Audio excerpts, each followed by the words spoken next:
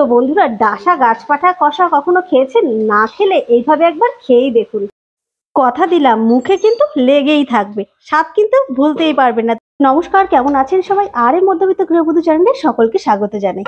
দেখতেই পাচ্ছেন আবারও কিন্তু আজকে ডাসা কাঁঠাল নিয়ে চলে এসেছি। না আজকে আর পকোড়া বানাবো না, আজকে কিন্তু এটা কষা করব। অসাধারণ লাগে কিন্তু কষাটাও খেতে, ভাত রুটি পরোটা সবকিছুর সঙ্গে কিন্তু অসাধারণ লাগে।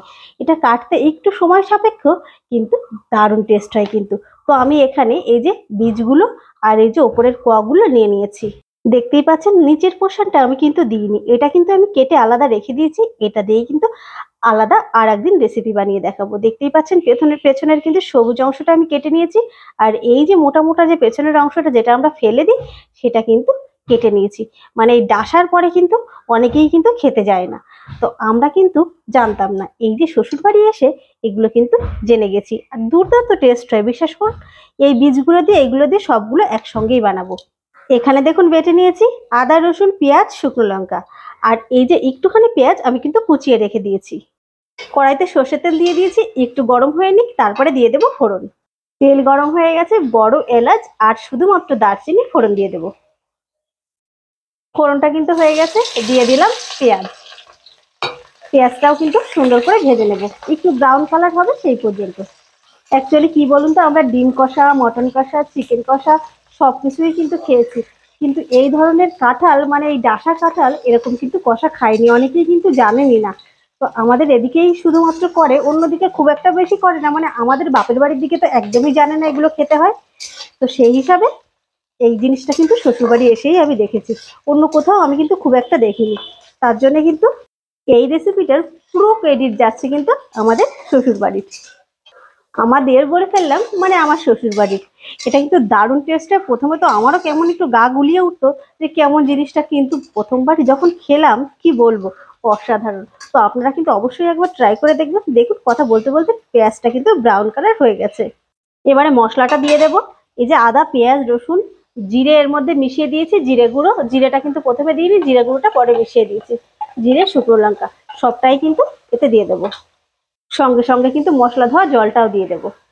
দিয়ে দিলাম লবণ পরিমাণ মতো আর হলুদ। এবার চলুন এটাকে সুন্দর করে কিন্তু কষে নেব। তো বন্ধুরা দেখতেই পাচ্ছেন মশলা কিন্তু সুন্দরভাবে কষা হয়ে গেছে, তেল কিন্তু ছেড়ে দিয়েছে। এবার চলুন এই যে ডাসা গাছপাঠাগুলো এগুলো দিয়ে দিই। সবগুলো দিয়ে দিয়েছি। এবার চলুন সুন্দর করে এটাকে কিন্তু কষে নেব। হলুদ লবণ কিন্তু পারফেক্ট ভাবে দেওয়া, আর ঝালটাও কিন্তু সুন্দরভাবে, মানে লঙ্কাটা বেশ ভালোই দিয়েছি। লঙ্কাটা না হলে কিন্তু এটা বেশ ভাল লাগবে না, একটু কম লঙ্কা হলে ভালো লাগবে না। যারা কিন্তু খেতে পছন্দ করে না বা খেতে পারে না তারা কিন্তু কম দিতেই পারেন। আর তেলটাও কিন্তু একটু কম হলে এতে অসুবিধা নেই। তো চলুন সুন্দরভাবে এটাকে কষে নিই। এখনই যা সুন্দর গন্ধ বেরোচ্ছে, গাছপাঠা মানে অর্ধেক কিন্তু খাসির মাংসই বলতে পারেন। অসাধারণ লাগে কিন্তু খেতে, বারবার বলছি অবশ্যই ট্রাই করবেন। তো এরকম গ্যাসটা কিন্তু হাই ফ্লেমেই এটাকে সুন্দরভাবে কষিয়ে নেব। তো বন্ধুরা দেখতেই পাচ্ছেন কষা কিন্তু সুন্দরভাবে হয়ে গেছে। আপনারা চাইলে কিন্তু ঢেকে ঢেকে কষতেই পারেন, কিন্তু এই যে ডাসা ডাসা কোয়াগুলো এগুলো কিন্তু ঢেকে কষার কোনো প্রয়োজন নেই। তো কষাটা হয়ে গেলে এবার দিয়ে দিন একটু জল, খুবই সামান্য পরিমাণে, এটা একটু কষা কষা হবে। তো বন্ধুরা দেখতেই পাচ্ছেন আমি কিরকম জল দিয়েছি, একদম কিন্তু এটা ডোবেও নি আর এটা কিন্তু জল নিচেও নেই। এই অবস্থায় কিন্তু ঢেকে দেবো 5 মিনিটের জন্য। তো বন্ধুরা চলুন এবার ঢাকনাটা খুলে দিই। দেখতেই পাচ্ছেন এটা কিন্তু একদমই কমপ্লিট। এই যে একদম গায়ে একটু কষা কষা মতো হয়ে গেছে, এই দেখুন। এবার চলুন একটু ঘি আর গরম মশলা বাটা দিয়ে নামিয়ে দিই। তো বন্ধুরা আমি কিন্তু নামিয়ে ফেলেছি, দেখতেই পাচ্ছেন যেমনটা বললাম ঘি আর গরম মশলা একটু দিয়ে দিলেই কিন্তু রেডি। তো চলুন চটপট করে আপনারাও বানিয়ে ফেলুন। আজকের মতো এটুকুই, আবার একটা রেসিপি নিয়ে আপনাদের সামনে চলে আসবো। টাটা।